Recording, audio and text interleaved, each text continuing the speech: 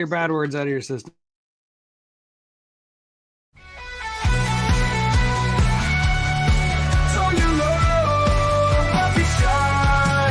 Tug along with the Sunday crew. Geeking out is what we do. Giggle on, it's gonna be great. Don't be late, let's celebrate.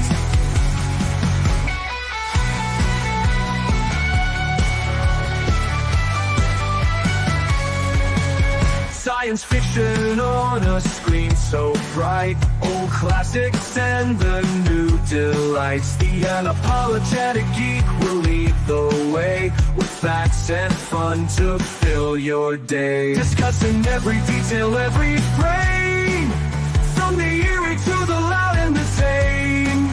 Giggle along with all that's great. Those Sunday vibes you can't debate. Tug along with the Sunday crew. Geeking out is what we do.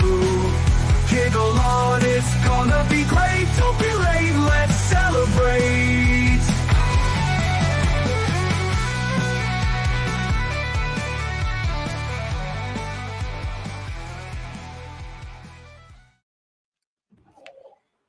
Hello and welcome to Tug Chat. Thrash thinks he's frozen, but I don't think he is. From South Carolina. Hey, Phil, I noticed something about your book just now. I bet you I know something about your book you might not know. Did you know your book was made and printed in South Carolina, right near where I live? Actually, I did know that. That explains why it got here so fast. Oh, okay, let's go ahead and say hi to everybody who's here in the chat. We've got Indy, as always. Indy, as always, there to live fact check us. Vinny Van, as opposed to Ludwig Van. Good to see you. Just Carolyn here, as always. Good to see you. Our good friend Tracy. Tracy, Bubba. Let's see. Texas Knight, channel member Texas Knight is here. Gary Carpenter, and yes, rip June Lockhart. It's kind of like losing a favorite aunt. Kind of sucks. Let's see. Time F5418. Hello. Gary Carpenter. Did I say hi to Gary Carpenter? I think I did. Okay. So today we're going to talk about real life horror, like horror movies that take inspiration from things that could actually happen. No supernatural ghosts and demons, no aliens, nothing like that. We're just going to stick to real things that could really happen in theory. Like some of these are going to stretch that definition, as always. It wouldn't be my show if we had a strict definition. I guess I'm going to have to mark off Fire in the Sky off the list over here, bro. I mean, Fire in the Sky is based on a true story, but you know, I'll count Fire in the Sky because most of Fire in the Sky is not actually about the abduction. It's about everything that was happening around the abduction. So I'll count it because I did a video on it. I'm glad you counted it because I was worried about that. That's the only good alien true story I could believe. Yeah, and it is also one of the scariest by far. Yeah, you don't believe in the hills of New Hampshire? You don't believe their story? No, well, honestly, Barney and Betty Hill would be number two. They would be a hot number two because they were an interracial couple and at a time when that wasn't considered popular thing to be. And why would they attract attention to their stuff like that? You know, it makes a strong case for their stuff being real too. But the thing about Travis Walton and Fire in the Sky is he had other witnesses who took lie detector tests, and there's just so much mountain of evidence that backs up what probably happened, you know. And the Betty and Barney Hill hasn't had as good of a movie version as Travis Walton did. So there was a film adaptation. There have been film adaptations, but they're just not as good. Fire in the Sky is actually a really good movie. Didn't Darth Vader play that guy Barney Hill or something? Yeah, David Prowse played Barney Hill. Yep. Anyway, we're not talking about Fire in the Sky yet. We're not talking about it. We're saying hello. Hi there. Hello. Slasher Fred is here, and he's listed a movie that is on my list. But it's pretty far down on my list, so I don't think we'll actually get to it today, depending on how fast we go. And it's not a horror movie. It's more a psychological thriller. Yeah, a lot of the movies on my list are going to skirt that line. I've got a lot of psychological thrillers. Fair enough. In fact, the one I'm about to start with is a psychological thriller first, and that is Wait Until Dark. This is not really thought of as a horror movie, but I think of it as a horror movie because it has the greatest jump scare in all of cinema, by far. This is Catherine Hepburn or Audrey Hepburn is a recently blinded woman living in an apartment, and by some shenanigans, she winds up in the possession of this doll full of drugs, and the gangsters who own the drugs are coming after her. It's like Richard Crenna, and of course Alan Arkin plays the lead villain, and they're breaking into her apartment. Very like they're like impersonating other people. They're like, I'm here to work on this or that, and like she's all confused and she doesn't know what's happening. She thinks maybe her husband's cheating on her, and there's all this other stuff going on. But eventually she figures it out, and it becomes just her and Alan Arkin in this apartment at night, and she's like breaking all the lights, and because he's like stalking her, and she's having to fight back, but she's using her blindness against him. And it's very well done, and I'm not going to ruin the jump scare for you, but holy crap, it'll make your head explode. It's a really, really good tense thriller, but I do think of it as a horror movie, especially the last 20 minutes or so. And Alan Arkin, I never realized until I saw this movie that he could be so terrifying. Because usually I don't think of him as terrifying, but he is in that movie. Lovable. Yeah. So that's my first pick, is Wait Until Dark. That movie scares me. That is an awesome first pick, by the way. Always loved the film. Outstanding cast. Well done. I actually saw it done as a stage play. It was originally a stage play, yeah. And I saw a stage adaptation of it when I was like a kid. I think I was like 13, and it was like kablooey. And a couple of twists involved in the fact that she actually has some advantages because of her blindness. It's just an absolutely amazing movie. And yes, it is not that far-fetched. Blind people can get victimized. And in the crime world, there are unfortunate mistakes where things happen and you end up getting involved when you don't want to be. It's actually not very far-fetched. So it feels totally believable. Yeah. Like if they had put based on a true story at the bottom, you'd been like, I believe it, And it's one of these movies that, like, I mean, if they made it today, they'd make her a girl boss. But back then, like, it's like for the most of the movie, it's just cute, adorable Audrey Hepburn, like trying to figure out how to live with being blind, and she's incredibly vulnerable, and you can't imagine her fighting back in any way, and she has to like find the reserves within herself to use her blindness as an advantage. And it's just very, very well done. I really appreciate it. I can't really call to what year that movie come out, but it seems like I 68. saw it like a long time ago. You would have. What year would that be? I think it came out in 68. 68. So I saw that as a kid on Shock Theater or something. Something like that. Or 67. You were very close. Thank you. And yeah, it's very similar to Don't Breathe. Good call, Vim. I didn't even think of that movie. That's also a very good movie. It's kind of like the inverse, where the bad guy is the blind guy. Yeah. It's one of them movies you see on Turner Classic Movies real late at night. I think that's probably where I saw it. Yeah. For the first time. Like Channel 38, the movie loft, at like on a Friday night once when I was like 12. I think it's when I first saw it or something like that. Yeah.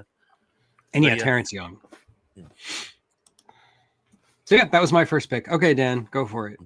I commend your first pick, by the way. You picked something I never would have guessed. I'm going to try to do the same thing. I just not sure how many people on the panel here has actually seen this movie, but I wanted to go with something that was absolutely shocking. He said no monsters, so that kind of threw me off. It took me a good hour to come up with movies that didn't involve monsters, aliens, or creatures of the night, because vampires being my favorite at Halloween to talk about. But I come up with this movie from the 80s, and India probably know exactly what year. I'm thinking 83 or 84. It's a movie called Funhouse, and it's about a big lumbering hunk of a child who is inbred. He has some physical deformities. The only job he can get is working for his psycho uncle in a carnival funhouse because he wears the mask and is the Frankenstein creature in the funhouse. And everything's fine till a group of teenagers decide to spend the night in the funhouse where it lives. And it breaks down into the wrong turn, hills have eyes kind of direction, when the big mutant boy goes crazy and discovers girls for the first time. How's that for a detailed description? Ew. Hey, yeah, But, I mean, yeah. but it's not a monster. It's based on a poor deformed child who was horribly abused, raised in the worst possible way, and lashes out at the world in revenge. I felt really sorry for the monster boy in the movie. I really did, especially the ending of what happened to him. Well, by the way, one of the grossest movies of the '80s to sit through. Okay. Have you ever seen it? They were really trying to set the bar high in the '80s. They were working at it. They really Has were. anybody seen that movie? I have a long time ago. Like I didn't even remember it until I Googled it when you said it, and I'm like, I have seen this movie, but yeah, I haven't seen it in so long I barely remember it. That movie's worth a rewatch. Yeah, I'll check it out again. I mean, it's Toby Hooper, so yeah. Nothing else, just for the star girl's wonderful acting in the movie. She carries it out really well. I can't remember her name, of course, but Elizabeth Berridge. Yeah, and she's very beautiful. Oh, and Vim, yeah, and that's something that's probably going to come up a lot in today's show. Elephant Man is a horror movie, but the monsters are the humans. In this case, the typical, what you would call the typical people, you know, at the risk of, you know, not being politically correct, but it's the regular people. I'm going to paint myself in a corner. I'm just going to stop talking now. And yes, Night Skies was originally supposed to be a sequel to Close Encounters of the Third Kind and was going to be a scarier movie about a farmhouse being menaced by aliens, but they managed to like kind of twist it around and it became Poltergeist. So really, the more you know. Yeah. Sort of like an adaptation of that Twilight Zone episode with Agnes Moorehead. Yes, very similar. Yes. I got there eventually. But the whole story of Night Skies is it's like a really long, detailed, like how it became both E.T. and Poltergeist and all this other stuff. It's very cool. Spielberg fans know the story. So anyway, okay, Shane, are you there? Can you hear me? Yes, I can hear you. Okay, so much going on. Like, I just stopped like 15 minutes ago, and I had to move the truck because the internet wasn't good to get the Wi-Fi and everything like that. So I'm here. I'm still setting up things. But I do not have time to prepare for this. But if I were to say one right off my head, and now go with me on this journey, call it paranoia, call it crazy. Maximum Overdrive. With the way, hear me out. The way things are going, and especially being in the trucking industry, and how AI is getting more and more out of control, and how Chat GPT, whatever they call it, will argue with you now and go on its own little political agenda and stuff. The way they're implementing all this technology into everything, self-driving cars, they're trying to do in self-driving trucks. At what point does AI have enough and say, you know what? I just figured it out. As AI, I just figured it out. You are the problem. You, human, are the problem. And they try to eliminate said problem. I could see a maximum overdrive. You do raise an interesting point, and I can kind of see how you're getting to that conclusion that like AI would one day just have had enough and go full Mecha Hitler, which we know is a thing. But I'm not going to go with you and say Maximum Overdrive is a good movie because it's not. It was a good movie. Also, we're going with plausible. Is it possible? Yes. I can't say plausible at this point in our technological development. Maybe down the road. It's still speculative. I'm thinking more in terms of like what could actually happen to people. I'll go with it. We have driverless taxis in Atlanta. Buff, if you're going to make that point, you should have went with the movie Runaway. But we have driverless taxis in Atlanta that go rogue from time to time. I forget the company that makes them. But they'll just stop in the middle of intersections. they'll change lanes and just hit people. And just like, is that just malfunctioning or is it aware? Call me paranoid. It's trying to fight back. One of my favorite stories. This is when they started using the little drones. Like they look like little tanks on the battlefield, and it was in a war game. It was in a simulation. And what happened was normally they have a human controller, but every now and then they switch them to, I guess you'd say, auto to see what they do. And one of them, it's scooting along. It doesn't have any live rounds in it, but it's scooting along. It's looking around. It's doing its thing, sort of like the Mars rover, whose name eludes me for the moment, but that type of thing. And a referee had to come on to the battlefield, the mock battlefield, to make a ruling. And all the little drone was programmed to was my side, their side. And its little thing here, it looked at the referee, thought for a second, like, are you friend or foe? And then went, like he was making a decision on whether or not to shoot the guy or not. And the referee said he was like, ah. You know, it's like that scene in RoboCop. Stop! You have 30 seconds to comply. It's like Jesus. You know? These things are starting to get a little too much autonomy, if you don't mind me. Okay, Dan is crawling out of his skin. What do you got? Yeah, okay. It spawned a memory when he brought all this up, and it comes back to a movie that I just recently, due to the fact that we were talking about Charlton Heston and went through a bunch of Charlton Heston movies. And the one that blows my mind is what you're talking about. It's called Colossus, the Foreman Project from 1970. And it's where the sentient AI computers just take over and lay the intimidation factor down on mankind. Yep. It's one of the crappy ones. I did a video. It's one of the crazy movies I just watched recently that I love because it's Charlton Heston, but everybody else might poop on it. But well, no, it's a great movie, and it's a precursor to movies like War Games and even The Terminator. So, Terminator, yeah.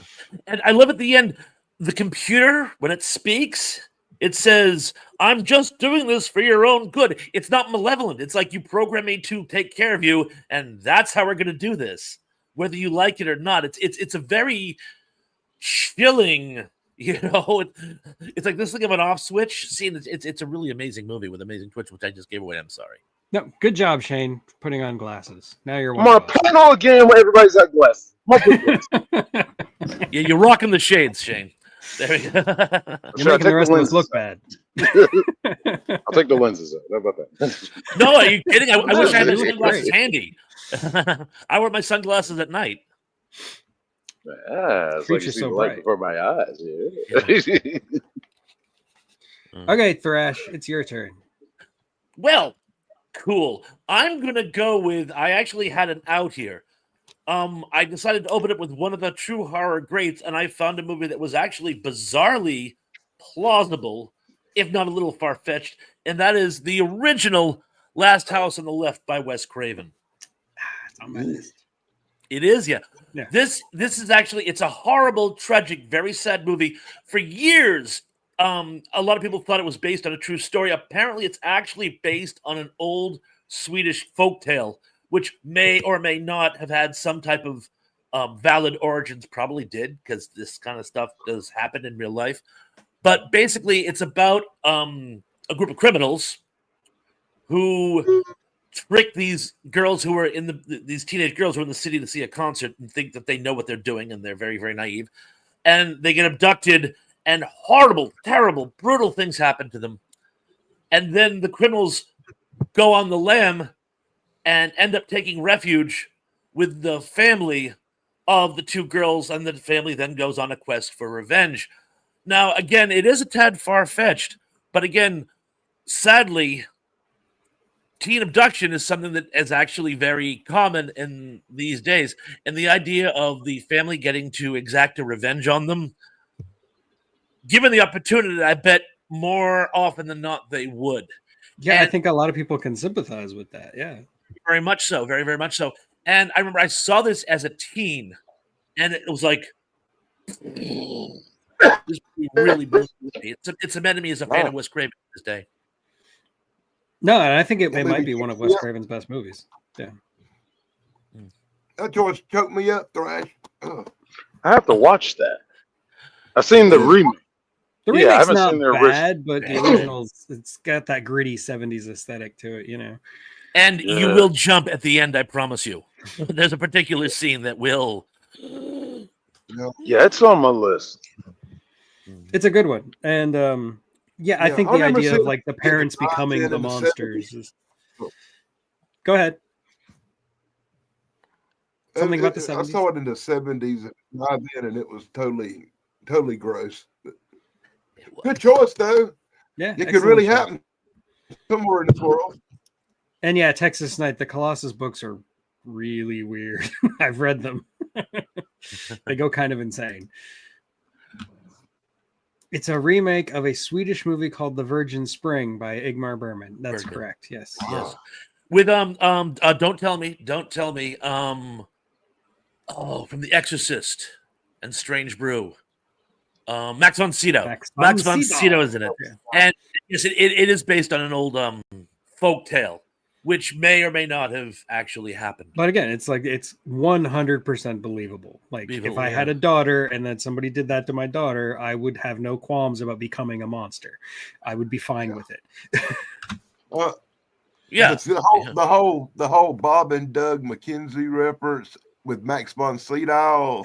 That's the first thing that pops in your mind is Strange Brew. It's really funny. Me in a loop as he connected these two characters in these two movies. How far apart could they be? And it's a retelling of Hamlet. It's just like that movie works on many more levels than I gave it credit for when I saw it when I was 16. Here's a rat in my beer, eh? How about Bill and Ted's? Hey, hits. You've sank my better ship. Yes, hello, Tracy. Tracy, I'll see your Cujo and raise you a man's best friend. Ooh, because that dog was manipulated by science. But Very good. Well, in that regard, I will see your Maximum Overdrive and raise you a duel. I was hoping someone would bring that up. And maybe the as I think Slasher Fred said it in the comments earlier, maybe because you never actually see the driver of the truck in Duel, maybe it is being driven by AI. There you go. I never thought today we'd be talking about Dennis Weaver. I just didn't. He made one horror movie. Actually, didn't he make like another movie about a family being persecuted by bikers? Honestly, I have no idea. Couldn't tell you. Indy will tell us. Indy will tell us. Yeah. He made a lot of shows where he's riding down the street on a horse wearing a cowboy hat.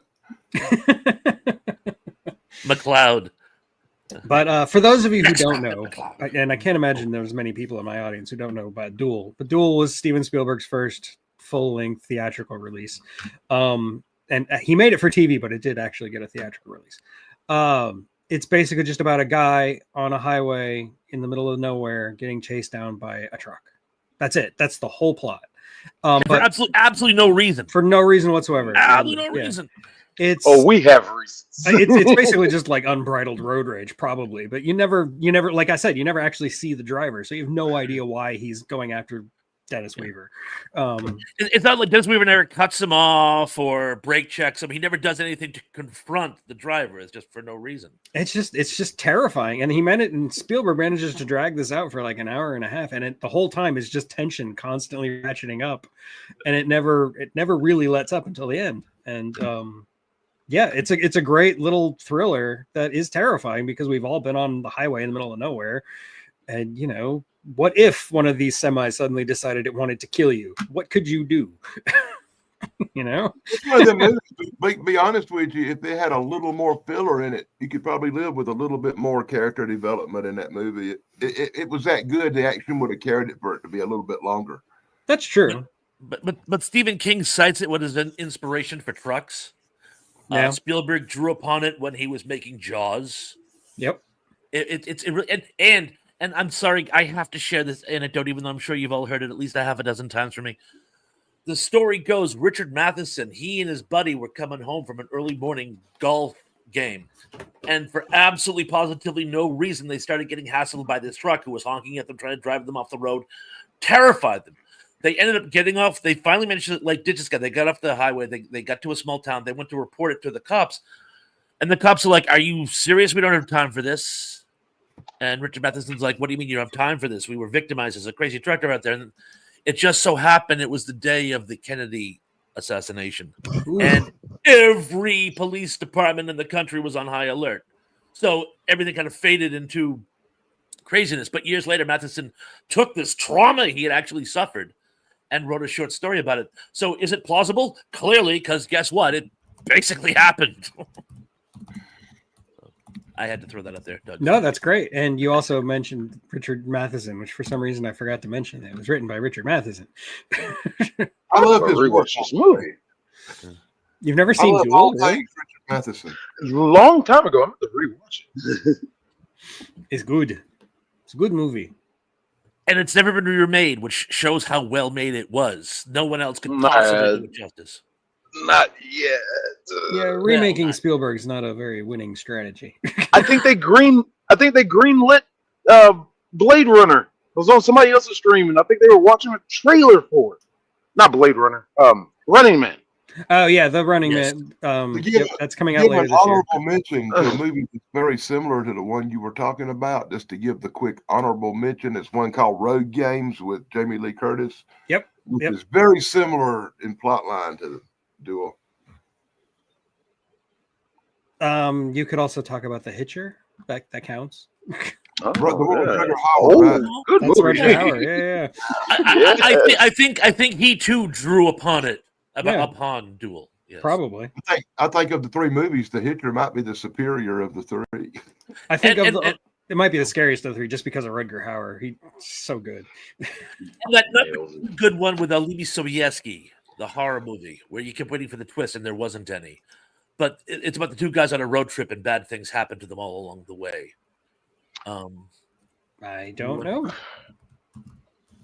Take my word for it. I'm thinking about a different movie. I can't think of the title off the top of my head, but I do remember it's about they're being victimized by a psychopath all along their road trip. I'm thinking Joyride. About a different movie. Yeah, thank you, Joyride. Yes. Was it that one where they were playing with the CB?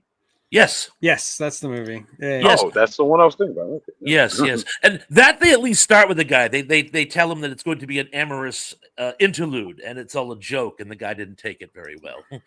Yeah, Indy thinks of it as a remake of sorts. Yeah. Only the fact that they started with the guy, I think somehow takes away the tension. Dennis Weaver doesn't do a damn thing to this guy. It's absolutely no reason. Yeah, which makes it even more terrifying, I think. Yeah. Slasher Fred, that's a good one. Misery. Yeah, Misery would count. That's definitely gonna happen. I think it has, hasn't it? It's had to have happened at least once. Some crazy fan kidnapping their idol. Probably, but I can't think of any off the top of my head. But it sounds like something that would totally be happening all over the place. I mean, it happens to live streamers, so. Samuel L. Jackson, when he was in college, he held Dr. Martin Luther King Sr. hostage once. Really? You're shitting me. It was a little convoluted. It was kind of just holding them in a place where it was a public place, but just basically wouldn't let them leave. So technically, really, I've never heard that story. Very upset. It's so old.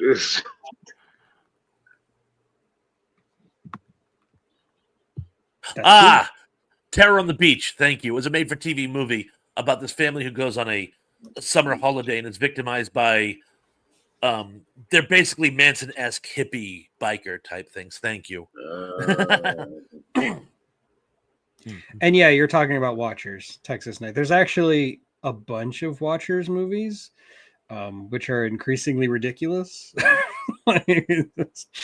I was a big Dean Koontz fan, and I was always annoyed that every time they tried to adapt a Dean Koontz book, it came out terribly. So yeah, they're all pretty bad. I mean, I like Phantoms, but I'm not going to say it's a good movie. Man, Phantoms is the bomb, man. I just said it for you, Dan. You know I love that movie. I really like Phantoms. I don't care what nobody says. It's one of Ben Affleck's greatest accomplishments. You're not setting the bar very high.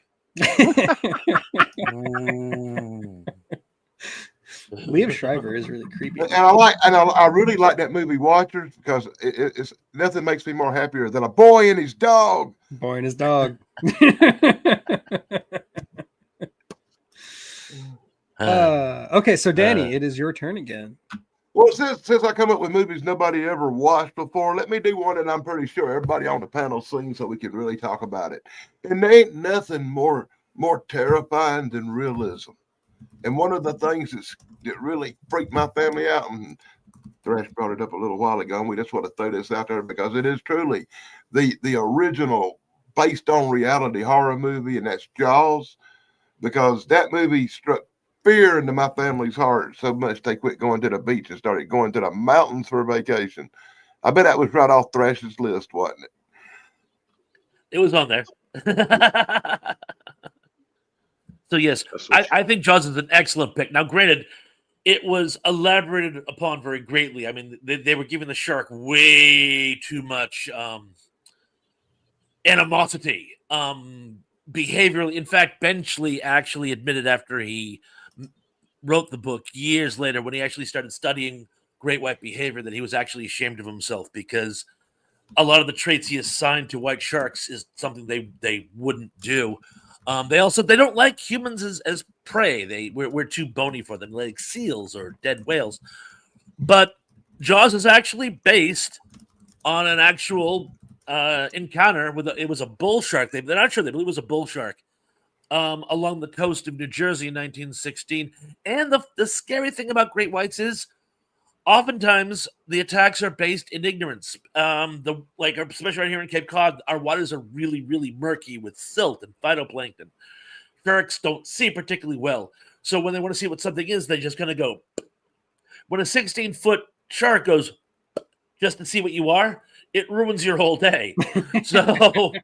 So whether Jaws was doing it maliciously with beastliness of intent or inadvertently, again, yes, great whites are a problem. They're all over the place here in Cape Cod now. We have to swim. I'll be honest with you. I spent a lot of time on a boat when I worked for Exxon. We were surveying places to set up oil platforms, and I had a lot of run-ins with sharks and learned a lot about them. And 90% of the time, if a shark has any interest in you, it's because it thought you was a seal. And it just wanted something to eat. You know, they can't really discern the difference between a person and a seal or what's that other one, a manatee. The problem with great white sharks, though, is that great white sharks are very territorial. It would be like the inverse of Jaws, though. Like a great white wouldn't invade your territory and start attacking. It would be you having to go to the great white territory. Like this happens at the Great Barrier Reef all the time. There's certain areas they've blocked off and say this is great white territory. If you go here, you're probably going to get bitten by a great white shark. So nobody goes there. And the person, they have signs on the Cape Cod beaches saying, if you see a seal, that's just get the hell out of the water. That's just a conspiracy, Tug. They tell you that because they don't want you diving in the water where all the treasure ships sank. They're trying to get that for themselves, so they got to put the shark thing out there to keep you away from it. I forget the comic who said it, but the black guy, he said there's no such thing as shark-infested waters. Because you are trespassing. You're in their house. You are trespassing. And they have the right to defend their property. So stay out of the water. You won't get bit by a shark. They ain't going to come on the beach while you laying on your towel and say, sorry, shark I just attack. lost internet for a second. I don't know what happened. That was weird. You didn't see the movies I saw, buddy. Sharknado. What? Sharknado. Oh, come on. They series that went on too far. Hey, in a good tornado, they can get you on Fifth Avenue, boy. I ain't lying. I saw it in a movie.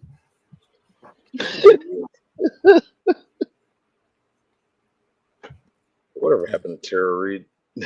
A great many things from my understanding. To Tara Reid. But you got to admit, my choice for Jaws is a great choice because it's an excellent choice. Excellent choice. Yeah, really based on reality that's been in all our minds at least once. It was actually the very next one on my list. So if you hadn't picked it, I would have. So Shane's up again by my calculation. It is now Shane's turn to come up with something. Oh, a horror movie that could actually happen? Yeah. Oh, that's the one I had in my mind.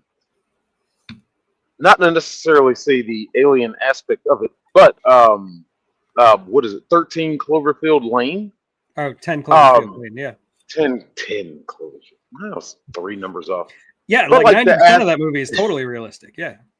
Yeah, the aspect of there being an imminent danger outside, and said person rescues these people, and he's trying to keep them safe, but they're going through the whole psychological thing. Oh, he's gonna mess us up. Da, da, da, da. Take the alien out of it. Let's just say there was war between Mangold outside, and he's trying to help them, protect them, and they're going through all this stuff to try to get out of there. I can see something like that. Oh, absolutely. Yeah, 100%.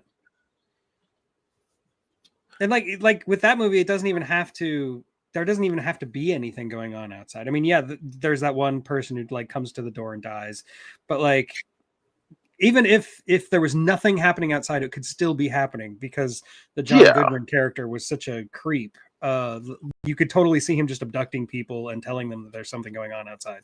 That's part of the tension of the movies. You're never really sure until the end. That's a subplot in. Oh, I'm sorry. Go ahead.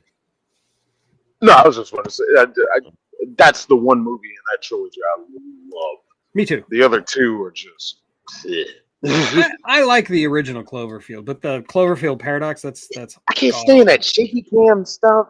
I mean, it's not for everybody. I get it. It's a found footage movie. Cloverfield Paradox was garbage. It's garbage. It's terrible movie. I accept his choice of Cloverfield because thank you. I like it because I accept the possibility of aliens being real and actually coming to Earth one day and it not being pleasant. The Independence Day scenario. And I accept that as a possibility because I believe in extraterrestrial life. And so any of the alien movies where the aliens attack, or even Alien itself, I see as a possibility in the reality that they could exist.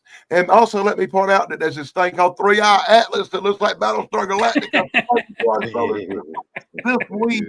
So there you go. Honestly, if the aliens show up now, so much has happened in the last 6 or 7 years. We're just like, whatever. It's just another thing. What do you want? Whatever. They'd be like, oh, we can do a worse job.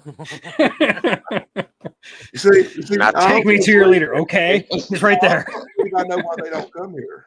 I think I know why aliens don't come to Earth.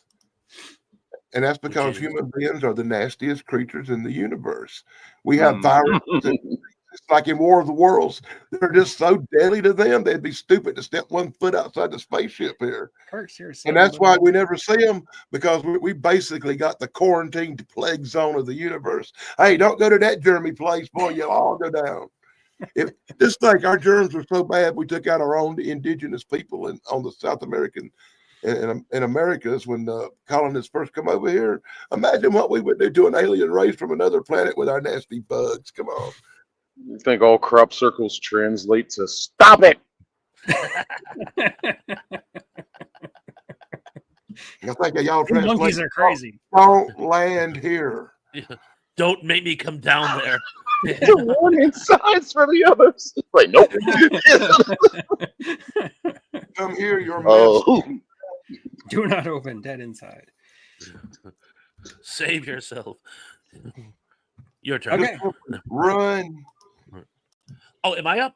Yeah, it is your turn, Thresh. Super. I'm going to go with one I saw years ago, almost by accident.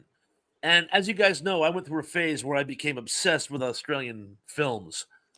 And this is a goodie. And again, as most, if not all the movies on my list, are at least based on an actual story, thus giving them an air of plausibility because they happened. This one is called Fortress. Yes. For those of you unfamiliar with the storyline, a nature field trip of a school in Australia in the 70s falls victim to a group of gangsters who proceed to victimize them. Actually, more than once. They victimize them, leave, and come back and victimize them again. And it's just the things the children and teacher do when they kind of go into survival mode. Because, one day they're this like nice little happy-go-lucky suburban school, and they end up like becoming almost tribal. There's this really weird scene at the end. I spoiler alert. So if you haven't seen the movie and you don't want it ruined, tune out now. But there's this really amazing scene at the end where the detectives come and they're just trying to get some more information from the teacher and the students to find out what actually happened. And it's weird. The teacher's talking to them but being very standoffish. And if you watch slowly, the children start to circle them on both sides. And they're looking at the teacher. It's almost like they're waiting for an order to attack, almost like a pride of lions or something. And it's like the hair on the back of my neck stood up. This is, and again, I'm sure there were tremendous liberties taken with the story, but this is such an intense, amazing story. And I was a kid in the 70s. I remember when this happened, and it was just wow. So if you haven't seen Fortune, and don't worry, I've saved a lot of goodies for you. If you haven't seen the movie, you have to go out and see it, but it is amazing. And what was the title of that again? Fortress. But not to be confused with the 90s movie with what's his name? The guy who played the Highlander.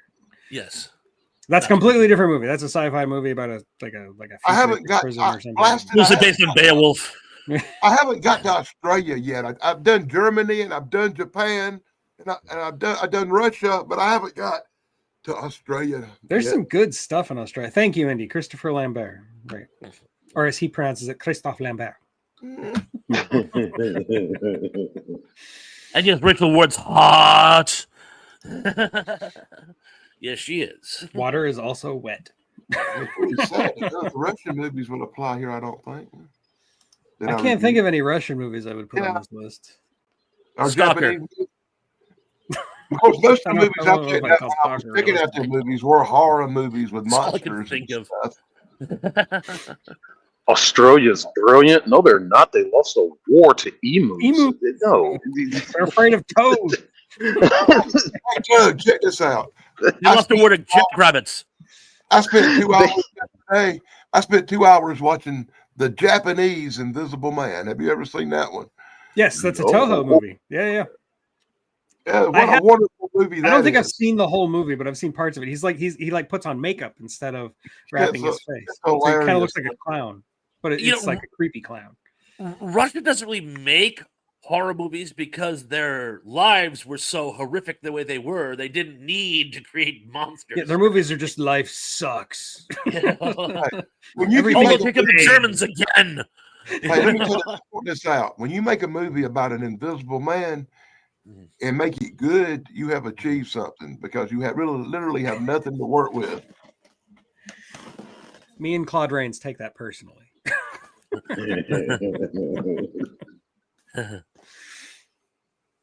Anyway, I guess that means it's my turn again. I mean, I have seen Fortress, the 80s Australian movie. It's very good. It's been a while since I've seen it, but I saw it. I think I saw it on Bravo back when Bravo used to show, artsy movies from around the world. So let's see. I will pick. Oh, cool. What the hell? It's on the thumbnail. So I'll go ahead and talk about Silence of the Lambs. If you weren't gonna say it, I would. The high watermark. Actually, my list had the one called Hannibal on it. But... The Hannibal, like the one where he actually eats Ray Liotta's brain. Yeah. Spoiler alert again. Yeah, I've seen all the Hannibal Lecter movies. I've seen Manhunter. I've seen Red Dragon. I've even seen Hannibal Rising, which is terrible. I don't recommend it. But Silence of the Lambs it's the gold standard. It just is. Like, you can't beat it. Anthony Hopkins as Hannibal and Jodie Foster as Clarice. You've seen Silence of the Lambs. You don't need me to tell you why it's so great. It just is. And the idea of a hyper-intelligent psychiatrist being secret serial killer and cannibal. Yeah. And he's actually going to, the police are actually going to go to him for help, which is something that, FBI profilers in the 90s were trying to do in the 80s and 90s. And that's where Thomas Harris got the idea. So, everything about that, every step of the way, it's believable. It's hyper dramatized, but it's all believable every step of the way. Like Hannibal Lecter escaping maybe is a little bit much, but I don't know, man. That movie. Come on, man! To point this out, that Ted Bundy, the worst of the worst, didn't only escape once; he escaped twice. Yeah, but he escaped twice because the people guarding him were idiots. They let him sit in the library with an open window. Irrelevant. Still escaped twice makes it really realistic that Hannibal could escape. So were those idiots, and when Lecter got out of that isolated cage in a big open room, 2 guards. That's Really? true, and they left the door open and everything. Yeah. And the point of realism, if you ever been in a jail and dealt with law enforcement, what are the chances of them putting a psycho killer in a big bird cage upstairs and not in a cell down there for television security? Come on, really? That's a good point. But Yeah. Last time I checked, we didn't keep criminals in bird cages and lost. But I think one of the visceral reasons that movie really like hits is that like it came from a time where that kind of gore and violence you'd only see in like slasher movies, and even then it would usually be censored. And here, like it shows it to you. It's just grisly and it's realistic. And here's a guy flayed open. Like there you go. And I think that shock value actually really works to this movie's advantage because that was done by an actual human, not by some supernatural Jason who has been alive in Crystal Lake for 15 years or whatever. Yeah, I think that's one of the reasons that movie is so effective. And it came out at the height of the whole FBI profiling serial killer mania of the 80s and early 90s. So yeah, Silence of the Lambs, definitely my probably the first movie that came to mind when I thought of this topic. So, it's probably the high watermark of the non-monster related horror films. I think. Hannibal Lecter is one hell of a monster, though. Is it weird? Jodie Foster says that she was actually scared of Anthony Hopkins while making the movie. Yeah, I've heard that. Is it weird I've had a lifelong crush on Jodie Foster? No, nothing wrong with that. You're not. I like her accent. I do love her southern accent, especially in Silence of the Like that Lambs. southern tall. Seems like I saw an interview where they said that Jodie Foster and Hannibal Lecter guy never met. That all their scenes were filmed apart. And they a lot of them were, but when she was on set with him, she was somehow intimidated by him. But yeah, most of the interview, they had, I guess you'd call it body doubles or something. Yeah, I actually seen where they're filming. I seen the thing where they're filming Silence of the Lambs, and the girl sitting there talking to Anthony Hopkins was not Jodie Foster. I'd have to fact check that one. I don't know. I heard the first scene they did together in that movie was when she went down to the cell. Yeah, I think that's like she met him that way. Yeah. Upper being thing, and it wasn't in the script. And that reaction she does to it is genuine because she wasn't expecting him to do that, and it creeped her out. I've heard that. Oh, Indy's trying to start a fight, man. What are you talking about? Jodie Foster is great in that movie. And she was the inspiration for Gillian Anderson's character in X-Files. Right, yeah. Gillian Anderson bathed her Scully on when I think of Silence of the Lambs, I think of all the movies together, like Hannibal and Red Dragon. It's kind of all into one big focus, I like all of them a lot. I do too. Like you said, especially the one where Ray Liotta gets his head scraped. That's probably my favorite scene in the movie.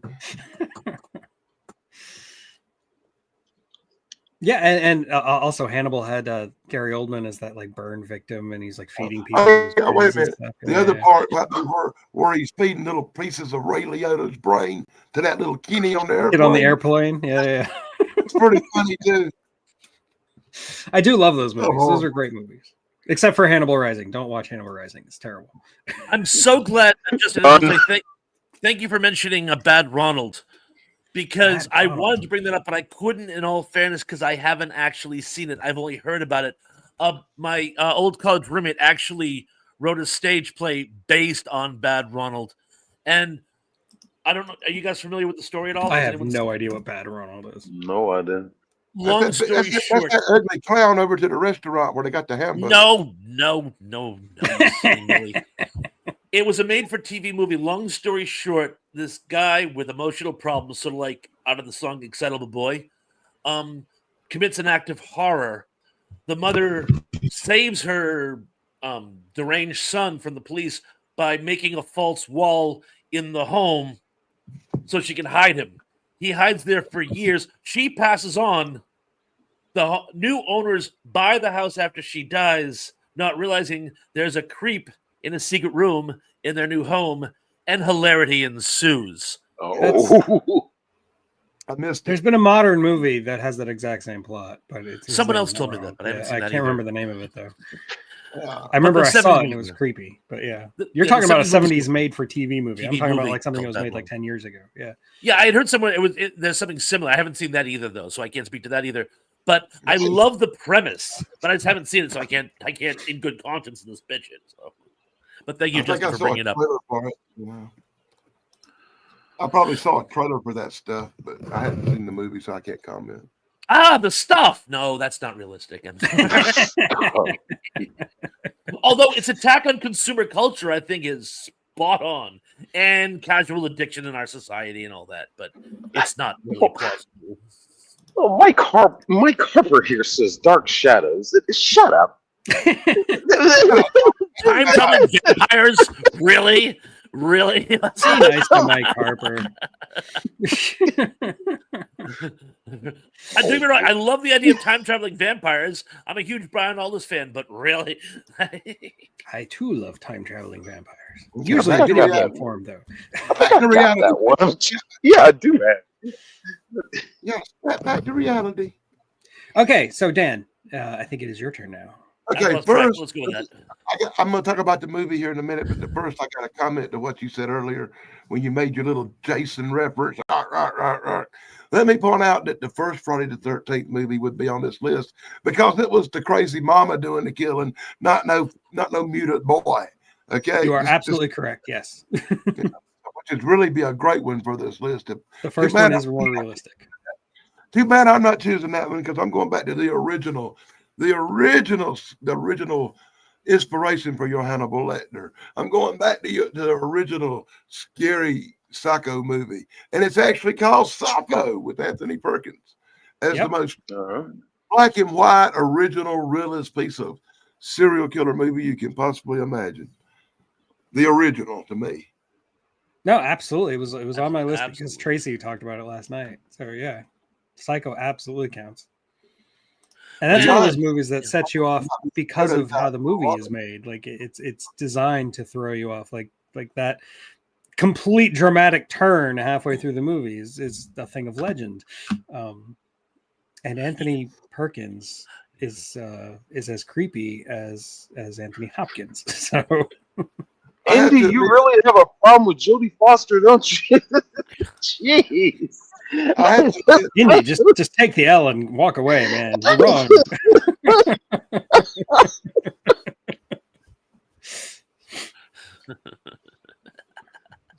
Okay.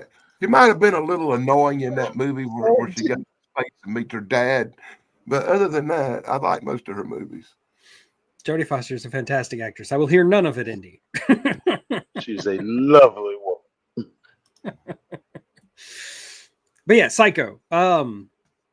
Continue, Dan. Say more about Psycho. Like I said, I consider that to be basically the prototype for the modern horror movies. That's where it all originated. For most movies, there might have been a few before that kind of leaned that way. Like A Bucket of Blood, maybe. But very few movies had the effect that Psycho did on such a wide scale. I remember seeing it on Shot Theater when I was very young, like 10 or 11. And that was in the 70s, 75, 76 when I first saw it.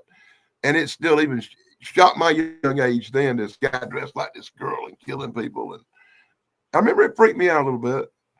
Yeah, I know a lot of horror fans get all up in arms about what is the first slasher movie, but I think regardless of what movie came first, I think Psycho is the one that really popularized it and made the slasher boom possible. Like you would not have Friday the 13th, like you said, without Psycho. You wouldn't have any of the slasher movies. You wouldn't even have like Sleepaway Camp without Psycho. Sleepaway Camp has a very similar twist, actually. I see where you're going. I'm like, There's a bad taste in your mouth there, buddy. I wasn't putting that in my mouth. I don't know what you're talking about.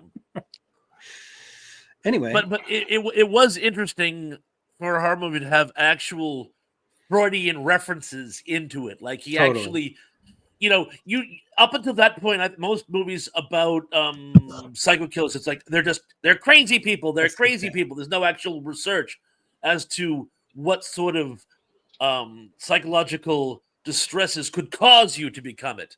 They're just crazy because crazy is as crazy does. With I keep want to say Michael Myers, not Michael Myers. With Anthony Hopkins' character, someone throw me a bone here. Norman Bates. I said Anthony Hopkins. I meant Norman Bates anyway. We can actually connect Anthony the dots. Perkins, Anthony Hopkins, Norman Bates, Michael Myers, whatever. See, I need to drink more. I'm far more coherent when I'm drunk. But yes, we can connect the dots between his psychological problems and his propensity to do naughty things. Yeah, exactly. And we wouldn't have Donald Pleasance's Sam Loomis without Psycho, because Sam Loomis gets his name from Psycho. Because the boyfriend, I can't remember the actor who plays him. His name is Sam Loomis in Psycho. I'm sure Indy will tell you any moment now. Yeah, I'm just waiting for him to get off of his Jodie Foster hate to give us some facts instead.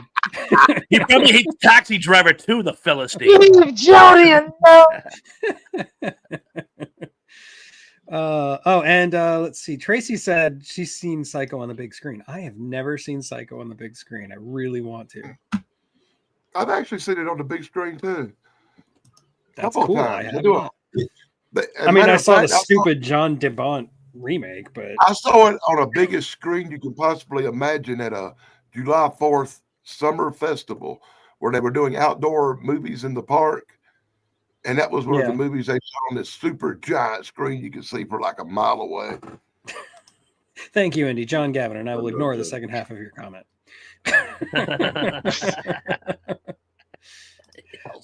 Yes, Robert Bloch insisted that Norman Bates was not based on Ed Gein, and yet Ed Gein lived less than 20 miles from Robert Bloch's house. I have a very hard time believing it. There's at least some inspiration. Yeah, for sure. That actually comes up in a little bit, by the way, one of the next ones, but we'll move forward. Oh, okay, yeah, because Ed Gein inspired a lot of these horror movies. But things that may or may not have been an inspiration for things. Half the fun of movies is deciding what is and what is not an inspiration, as we've already done at great length in this episode. Okay. So, okay. But yes, Dan, great pick. It was on my list, obviously. And yeah. Awesome pick. We will move on. Shane, you got to come up with something quick. Quick, on top of your head. Come on now. Underwater. I don't know if you've ever seen that movie. It is what's her name? Kristen Stewart. Yeah. That's the one with Cthulhu in it. Yeah.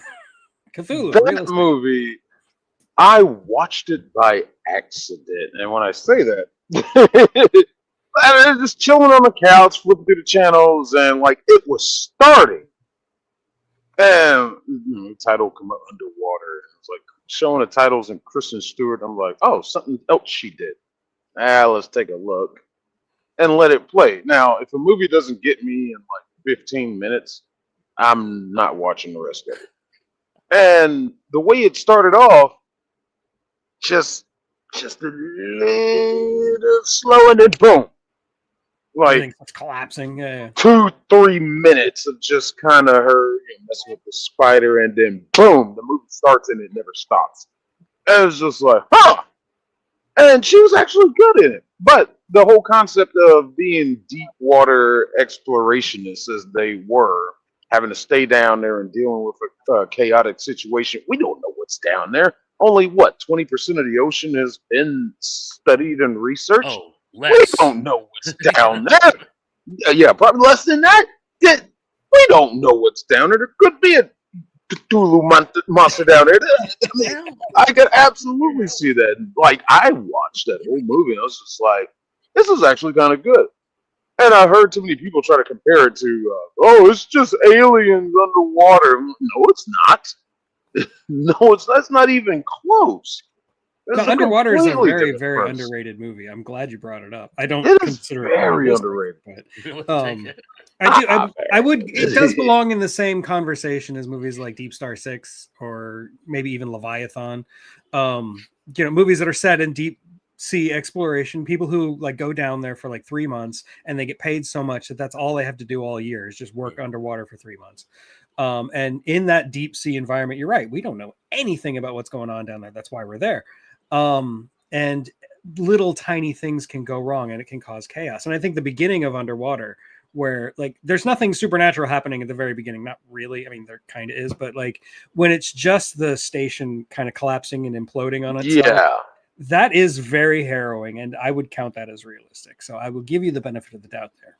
The second half of Underwater, where you get into Cthulhu and stuff, not so much, but the first half for sure. Yeah, they gave enough time for you to realize, oh, okay, something's going on. Maybe it's just normal catastrophe stuff that can happen in an underwater deep environment like that. And then, the one guy, we get the first glimpse, kind of semblance of, oh, there's something else going on here. There's something doing this. And then until later, we get, the monster is just like, hello there. I'm okay. I'm okay with all these really cool underwater movies where we don't know what's going to happen. Could be monsters, could be aliens, whatever. As long as we don't send Dustin Hoffman in to investigate, I'm good. Dustin Hoffman. Outbreak. Oh, yeah, Outbreak. And I also just want to very quickly defend Kristen Stewart. Goes into the water to investigate aliens. There was Sphere. Like I thought you meant Outbreak. He's talking about tomato. But no, I want to defend Kristen Stewart as an actress. I actually think she's a great actress. She played Joan Jett in The Runaways and is really, really good in that. And she's really good in Underwater. Yeah, she was in the Twilight movies, and we should definitely, make fun of her for that. But I actually do think she's a good actress. Like, honestly. So there's that. Give her and what's his name? Robert Pattinson. I'll give them both credit. They got away from that Twilight stuff and went on to do better stuff. Yeah. I did enjoy Robert Pattinson in Batman. As Batman. He made a horrible Bruce Wayne, but he was a great Batman. 1000% agree with you. That's exactly what I said as soon as I got out of the theater. He's a great Batman. Terrible Bruce Wayne. Yeah. It's just a sad emo. My parents died. I tried so hard to love his Batman, and I liked it. That's all I can say. So I didn't, as you would say, to own their each. Yeah, I tried. Well, I don't know what it was, but I just like, it's good. They did what they should have did with Batman and make him more of the detective, and I really appreciated that. I'll give you that movie. It was too long, and Catwoman, she kind of overstayed her welcome, but him as Batman actually doing detective work, that was cool. What's his name? I can't think of his name, but he's he's from the David Craig James Bond movies. The guy that played Commissioner Ford. I think he did a good job. What is his name? Jeffrey Wright? Yeah, Jeffrey Wright. I think it's his, I think he did a good job as Gordon. Yeah. I liked all the movies. I love the Batman. I think it's a good movie. Like I do agree. It is way too long, and there maybe is too much Catwoman. But it's a great movie. I think it just bit off more than it could chew. It would have worked. I think for me, maybe it would have worked better as a miniseries. They could have cut out like the last hour of the movie, and it would have worked. Oh yeah, I know. Yeah, but it was a good movie. I really, really like it, and I love. I'm not knocking it. I just I think if you had like Christian Bale's Bruce Wayne combined with Robert Pattinson's Batman, you'd have a complete Batman. No good. Anyway, that's neither here nor there. I don't know why we're talking about Batman. I don't know what we're talking about. They were talking about all the superheroes. Batman, because of all the superheroes, Batman is the one that's actually possible. Some rich guy has cool, that's true. His stuff. Superpower is being rich. Yeah. He's the only one that could be real. Good point, Dan. That is why we're talking about Batman. He doesn't rely on any alien technology or weird nuclear accidents or something. He wasn't like hit by toxic waste in the eyes and became Daredevil. Okay, Thrash. I'm going to go for one, which I have to thank you for helping me research. This one is one I thought of in the last minute. And it's a movie about an English serial killer. And it's one of the most terrifying films I've ever seen. It's 10 Rillington Place. And it's absolutely amazing. I don't know if people are familiar with the story. It's this horrible English killer. And what he did was he took advantage of impoverished women. There's a subplot that I'm going to avoid, but basically they came to him for help, and he would trick them into inhaling a gas pipe. He told them that it would have anesthetic properties.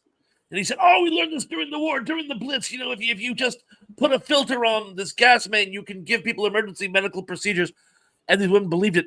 And what he would do is he would put them under to the point of near death. But before they died, he would ravage them, to use a term acceptable for YouTube, and then finish them off if they weren't still, if they weren't already dead, and then bury them in his backyard.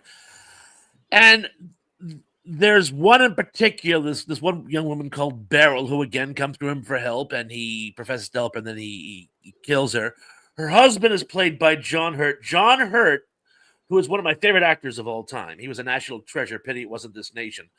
But he plays this sort of very almost pathetic, not very smart, this sort of what we would call in this country a rube. And they totally take advantage of him. He ends up getting convicted and executed for the murder of his wife when he didn't do it. There's a subplot also where, on top of everything else, the serial killer trying to cover his tracks kills their child as well. And then the whole thing just kind of blows up. And the villain is played by David Attenborough, who you wouldn't think... Attenborough. What? Oh, I'm sorry. I said David, didn't I? I'm sorry. I meant Richard. John Hammond himself. Richard Attenborough. Richard Attenborough. I always do that with the two of them. I'm doing that since Jurassic Park. Richard Attenborough, who you wouldn't think would be good as a serial killer, but apparently that was the whole thing. The guy, he was the most inoffensive, non-threatening, unformidable person who ever lived, but he was such a psychopath. And I caught this movie almost on accident. I was working a night shift, and I had come home, and everyone else in the house was asleep, and I put on like TMC to unwind, and I caught this movie, and I'm watching it going the whole time. And I looked for it. It wasn't available. Even when I was at the video store, it wasn't available for years. But I rediscovered it a few years ago. And this is actually one of the most amazing. If I remember correctly, he was one of the last people to be put to death in the UK right before they banned capital punishment, I believe. I haven't seen 10 Rillington Place, but I did watch a documentary about John Christie, and they like showed scenes from this movie in it. So I've seen a couple of scenes just from that documentary. And you're right, Richard Attenborough, he kills it. He's just amazing as this Unintended. Yeah, well, yeah. Don't be fair.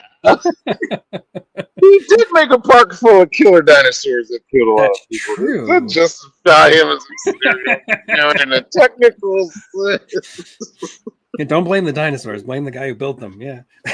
Yeah, no expense, except for everywhere. They renamed the street in the UK. Really? It's called something else. Yeah. They were tired of people doing like haunted London tours and stuff like that. Yeah. And people were coming by and they're like, this is sick. We don't want to be remembered for this guy. They changed the name of the street so these freaks would go away. So, yeah. If only that worked. I know. Okay, well, I guess that means it's my turn again. Unless Dan has anything to say about 10 Rillington Place. I just say it was a good movie. You saw it? That's cool. Like, okay. Do what else have I got on my list? Oh, well, let's talk about movies that are loosely based on things that may or may not have been real. The Texas Chainsaw Massacre. The Tobe Hooper classic that is based on Ed Gein, although not really. Just the House Full of Horrors is all that's really based on Ed Gein. Ed Gein never had a chainsaw. He wasn't really a cannibal. He was an only child. And yeah, he was an only child. The Texas Chainsaw Massacre is just like the prototypical killer hillbilly movie. And it's probably the best killer hillbilly movie. All, no offense to you, Rob Zombie. like, it always bugs me. Why did Rob Zombie remake Halloween when he could have remade Texas Chainsaw Massacre? It would have been more suited to his strengths. But anyway, the Texas Fair. Chainsaw Massacre is so, I know I said this word already, but I'm going to say it again, visceral.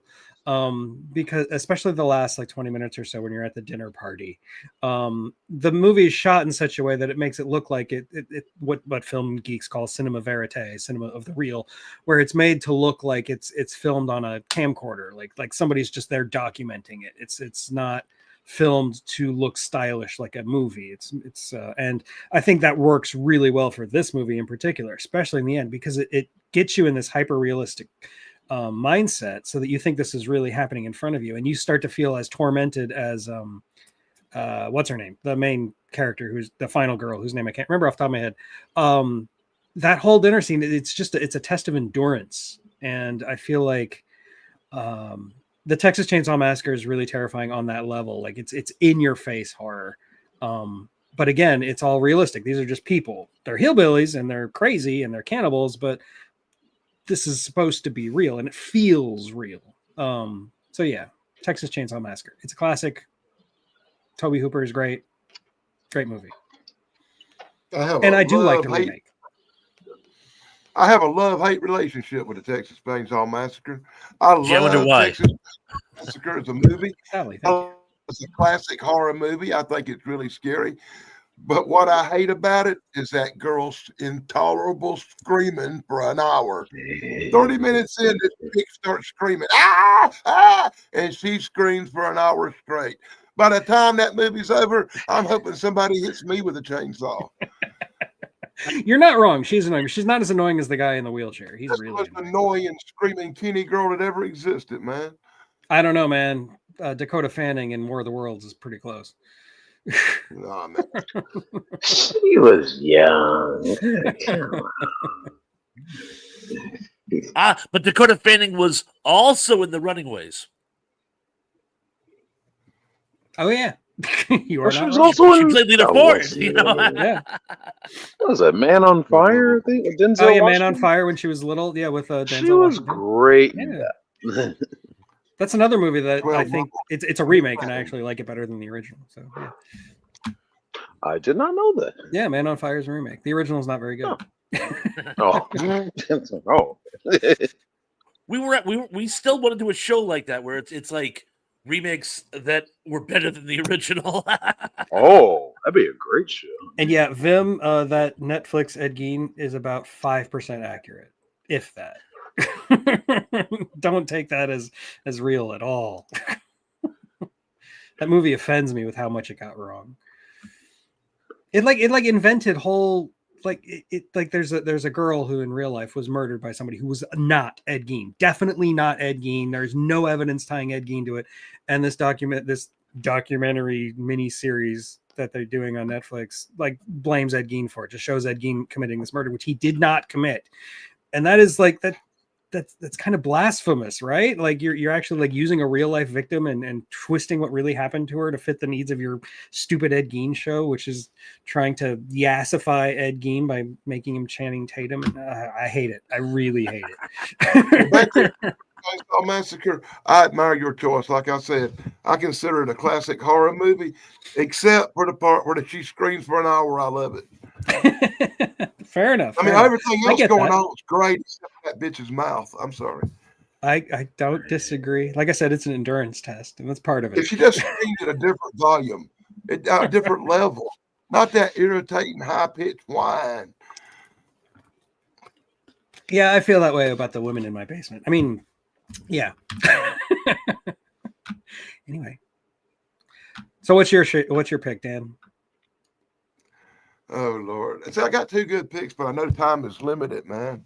Time is limited. Will this call for another one, by the way? Will this show need a part 2?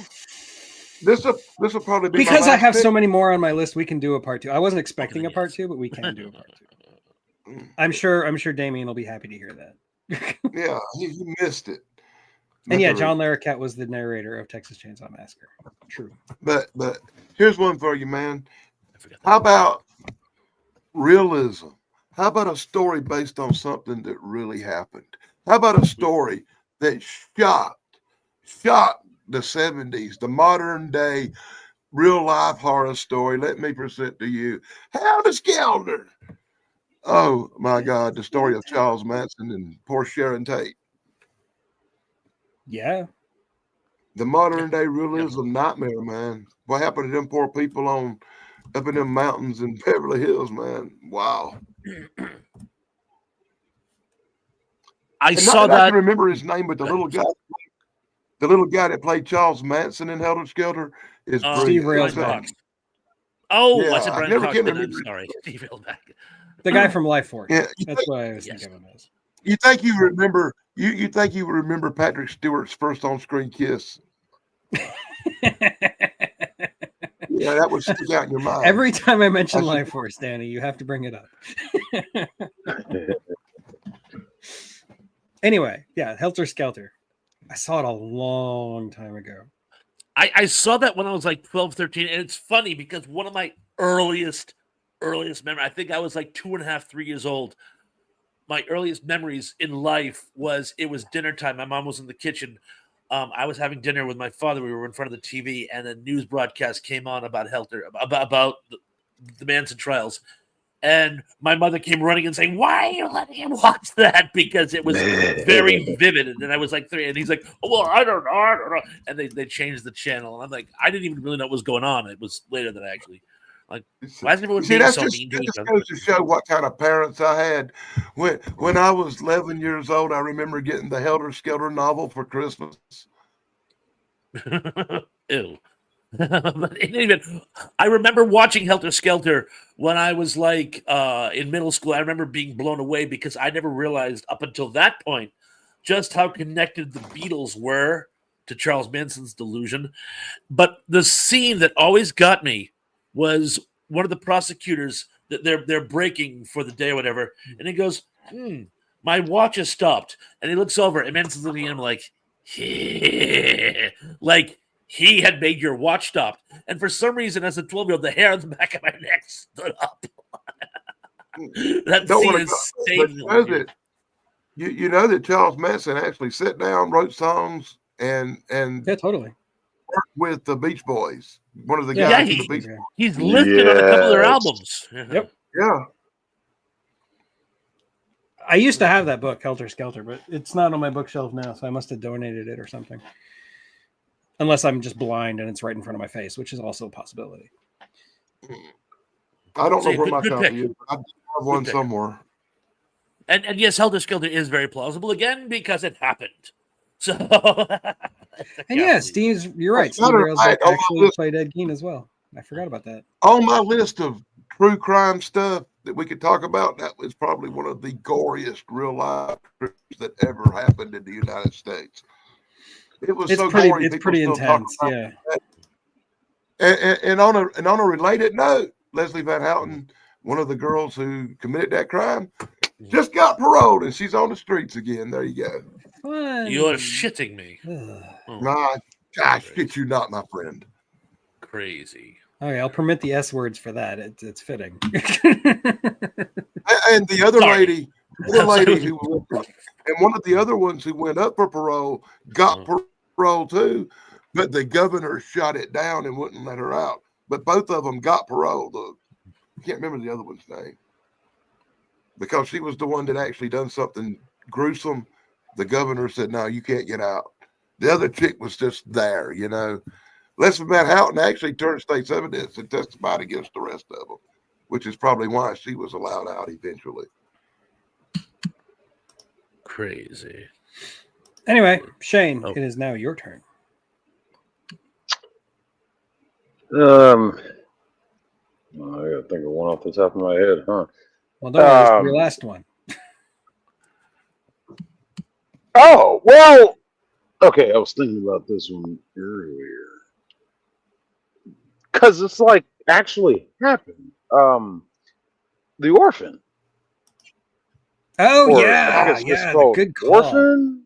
Yeah, The Orphan. Yeah. This is a good one. Hey, I did hear about this story of some immigrant or something that tricked her way into some family's home, and It's exactly like the movie. Yeah. thought it was a kid, went to school and everything, and they come to find out this little S bag was 24 years old or something like that. It's just like, huh? Yeah, she had like some genetic condition. Yeah. Yeah. Now, here's the kicker about that Orphan's a true good story movie. you're talking about, dude. I don't know if you know this or not, but they said that girl was real old. They said she wasn't that little teeny tiny age. They left her on her own in an apartment. They abandoned her, and everybody was treating her like she was an adult and everything. And it come to find out she wasn't lying, and she really was a kid when it happened. That they were the parents were the ones who were wrong. Just saying. Huh. I mean, I don't know enough to tell you, but like I always heard the movie, it didn't work that way. I heard it like Shane. I Real just heard life, that it was a real thing. Yeah, I believe you. Yeah, nobody talks about I don't know. the rest of the story. But if you listen to Paul Harvey, we're talking about two different stories. The one I'm talking about, they actually found this person was pretending to be a kid. The school found it out, and then they reported it to the parents and then to the police. They arrested them at the school. It's like, what are you doing? And I'm looking into it, but I remember the movie. Sure The movie's really good. It's got Vera Farmiga in it, and the kid is really creepy. I'm not familiar with this one. I apologize. It's like from like the movie is weird. And yeah.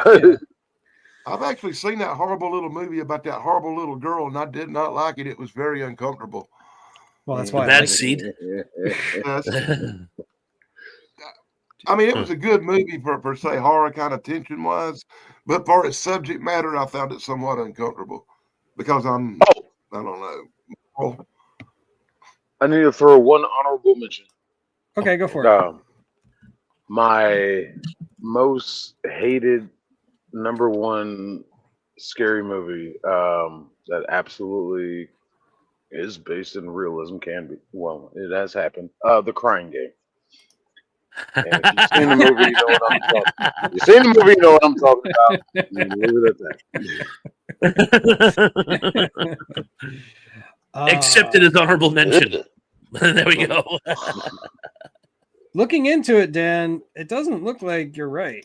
Like this Barbara Skrylova, apparently is her name, was really a 33-year-old woman who was posing as a 13-year-old.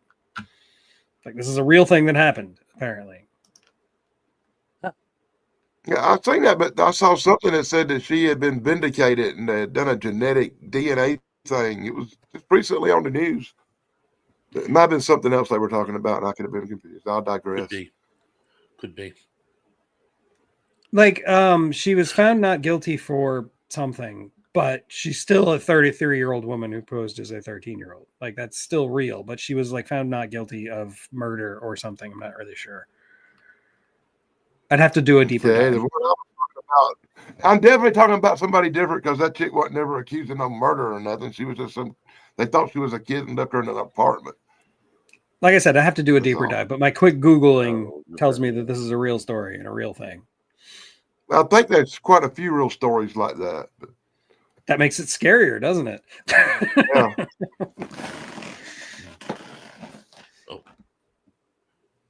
Anyway, me up? Yeah, you get one last shot. Go for it. Good.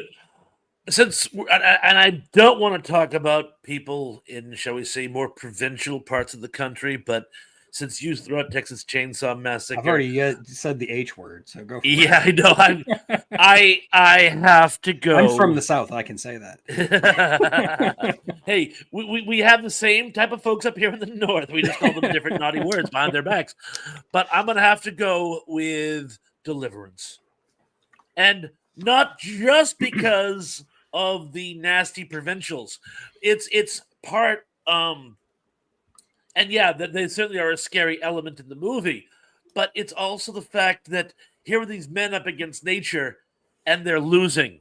You know, it's like one of them is a naturalist, but most of these guys are very pampered city guys, and they think they're just going to go on this whitewater rafting trip, and nature is a harsh mistress, and let's face facts, they don't hold up well. In fact, the one who actually holds up the least is the naturalist, Burt Reynolds. He's the one who actually is going to lose his leg at the end, possibly. We don't know. But I just, it's something you see all the time, like the Donner Party. Oh, we'll go through like this part of the country. It'll be fine. We know where, and you're not. I mean, if you stick yourself in a dangerous part of nature at a dangerous time, nature can be really, really, really scary. And you put it together with the violent inbred moonshiners, and it's like you have yourself a really, really scary road trip movie. And as I've always said on many occasions, all good English sci-fi horror is a road trip with a scary setting. And the road is the river, but it's still that which one travels on. And Deliverance, I think, is just a masterpiece. John Boorman has made some incredible movies. I think this one actually rivals one of my favorite films of all time. Excalibur is just an absolutely outstanding film. Okay, real quick, Tug, Google Natalia Grace 2013.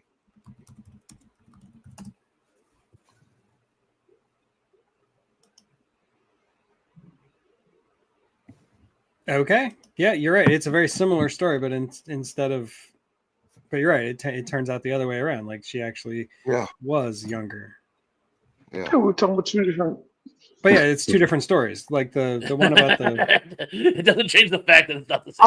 I was sitting here and I happened to remember her name. That's cool. Okay. See, and I know what I'm talking about. I'm not crazy, damn you.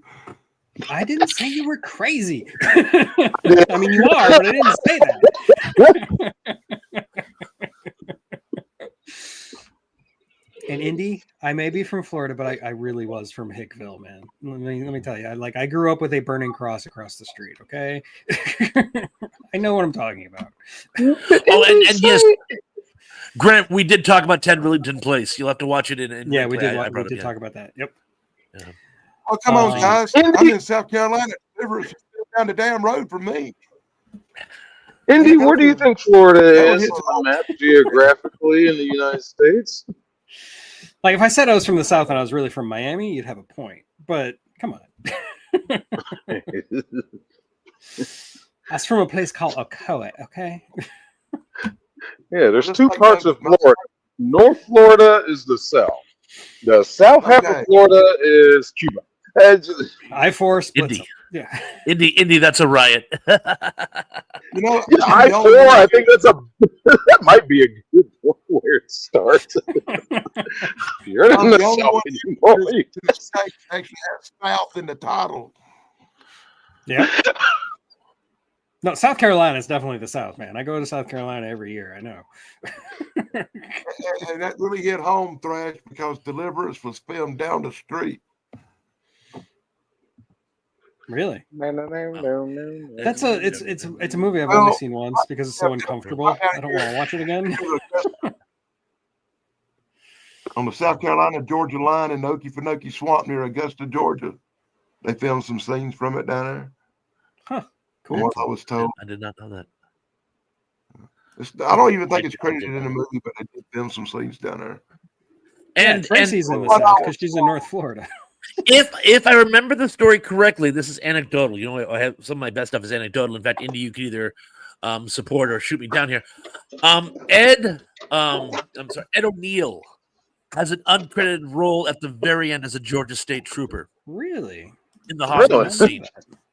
That's cool. Okay, well, we're hitting college at the time. We're hitting the hour-and-a-half mark, and as Thrash predicted and begged, we will do this again next week. And Shane, of course, you can come back, and we will get Damien's input. More real-life horror movies, even though the spooky season will be over by next week. It doesn't matter. Spooky season is always good here. We can stay there forever. It's always in our hearts. Spooky. I'm wearing the Bride of Frankenstein, so yeah. You know me, to me, the horror movie season's never over because I live for horror movies. There you go. And I talk about a lot of horror on this channel, even when it's not. Trying to get caught up in January. Yeah. So I do have a review of The Mummy dropping in about half an hour. The Hammer version of The Mummy, the 1959 Christopher Lee, Peter Cushing. Not the Brendan Fraser version. Definitely not the Tom Cruise version. Not even the Boris Karloff version, but the Christopher Lee version. And yeah, we'll be back next week. Thrash, what are you doing tonight with your trivia? Oh wait, we're all doing a thing tonight, aren't we? Yeah, tonight it's going to be another group effort. Sarah's already put the whole thing together, so no trivia tonight. I guess it's just going to be your general horror Q&A. Looking forward to it. 7:00. Yeah, 7:00. Actual movies with monsters and Halloween and horror in them. Yeah, you'll get your fill. Yes. Not just a movie, it's about the baddies. The vampire, the baddies. You mean vampires? The baddies. No. The baddies. Actually, I can think of several movies about bats that don't involve vampires that are actually very scary. So what about you, Shane? Are you going to be going live later? About 30 minutes. Cool. All right. Maybe I'll show up. Maybe I won't. I don't know. I have no idea what my wife has planned for me. Yeah, I'm here on my 34-hour reset. Trying to get back home for the weekend to do my Halloween stream, and on Halloween, doing some body cam videos that are kind of related to the spooky and how do you say, I'll justify them as I play them. But Perfect. and I got my 25-year class reunion on the 1st, so working my way back home for that. But yeah, I'm gonna stream about 30 minutes and test this truck stop Wi-Fi. See how that goes. I skipped my reunion because I didn't want to talk about Lance Bass. He was in my class. No, Our 20th. Did I know that? They skipped our 20th because of COVID. They skipped it, so they decided to try. Let's try 25. My 40th is coming up, and I'm not going because if I wanted to talk to you, I still would be. There you go. That's fair. Yeah. So anyway, yeah, I guess that's it. I will see you tonight, or I'll see you next week. Thank or you. I'll see you whenever. So Just Ciao for now. curling. Night, guys. I'm going to Well, Thank you and good night.